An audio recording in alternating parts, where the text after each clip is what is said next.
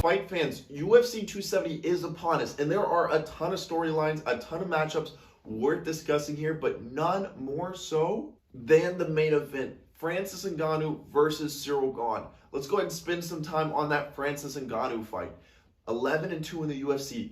Only 2 losses were to Stipe Miocic, considered the heavyweight GOAT, and Derek Lewis. A very disappointing show out. Both decision losses. 11-2 though overall in the UFC. 5-0 in his last 5 matchups, including 5 knockouts. His last fight was against Stipe Miocic, once again the heavyweight GOAT, and in this fight we saw complete dominance from Francis. It looked as if Stipe wasn't on the same level, and ended with Francis holding up heavyweight gold. Now, after that fight, so many of us thought Stipe Miocic rematch. Do we see a Derek Lewis fight? Nobody really wanted to see that after the first matchup, but it was a conversation to have. But really how we felt was that Francis Ngannou was going to defend this belt for a very long time, as most people don't look up to the task of being in the ring with Francis.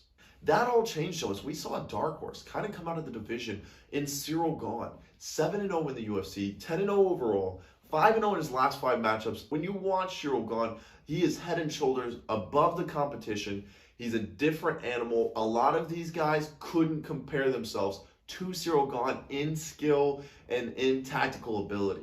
To go ahead and break down this fight, I went ahead and created a chart with the 5 most important things that each UFC fighter should be graded upon. You'll see here our first category is power, where Francis Ngannou holds a 5. And if I could give him more than a 5, I would have gave him more than a 5. 5 knockouts in his last 5 bouts, that's deserving. But on the other side, we had Ciryl Gane. I only gave Ciryl Gane a 3.5 in power. Does that mean he doesn't have heavy hands? It does not exactly mean that. Ciryl Gane has a more tactical, efficient, and defensive approach to his striking game. He moves a lot, very clean, very nimble, doesn't stay in the pocket too long. He gets in, gets a shot, gets out, throws wonderful kicks, and slowly wears on opponents until finally he's looking for that knockout blow. For that reason, gave him a 3.5.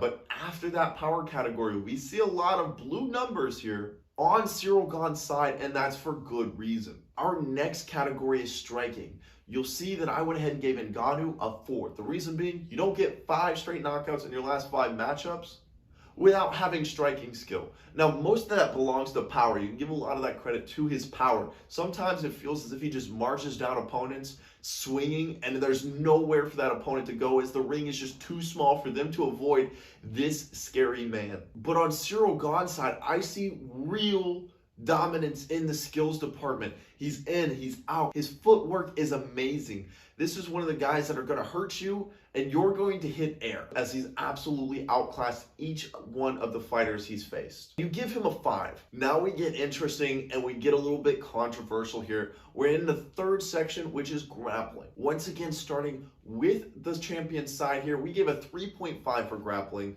on Francis Ngannou. The reason being, in his last fight, Stipe Miocic, he did defend the takedown. That is something I definitely factor into the grappling equation here. And with those new skills to defend the takedown, Francis Ngannou really becomes an even more terrifying prospect here, as damaged fighters are no longer able to get him around the legs and take him down as easily as they once did. Yet on Ciryl Gane's side, I've decided to give Ciryl Gane a 4.5. Not only is he somebody who you really can't take down, but he does have skills on the ground. I've seen different videos of him practicing different things. I like what I see. In fact, if that was his game plan coming in, I'm going to be excited to watch it play out this weekend. That being said, if he takes him down, there will be ground and pound. I don't expect Ciryl Gane to go for any sort of submissions. I would have gave him a 4.5, as I feel like he's better with the takedown defense and can do a little bit more from the ground position. Our 4th category in our breakdown is stamina.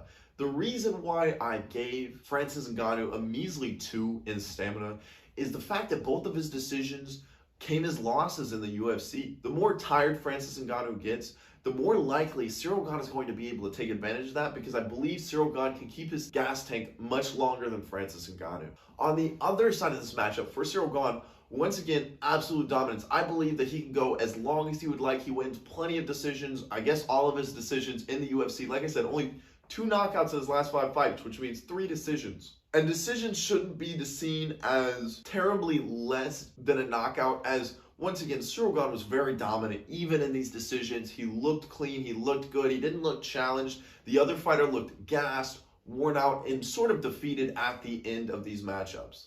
Ciryl Gane's best bet for this fight is to drag this fight into the deep waters with Francis. Something that's tough to do because with one punch, Francis Ngannou can end that fight and walk away with his first defense. Finally, we have our chins. How much damage can a fighter take before they are done? And I gave both of these fighters a 4. It's a stalemate. The reason for this being is neither of them have been knocked out in the UFC. Neither of them have really taken a ton of shots either, so I couldn't give them both 5s.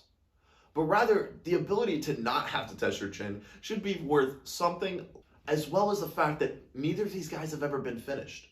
I believe many fans have forgotten exactly what Francis Ngannou represents. We will all be reminded in UFC 270. That is the outcome that I'm banking on. So thank you so much for watching this video. If you enjoy NBA or NCAA betting, check out my shorts. That'll be Monday, Wednesday, and Friday on my YouTube. You must subscribe to get them. My shorts give you 3 solid NCAA or NBA picks in the span of 15 seconds. So I waste very little of your time. Thank you so much for watching once again. Please like and subscribe, and you guys have a wonderful day.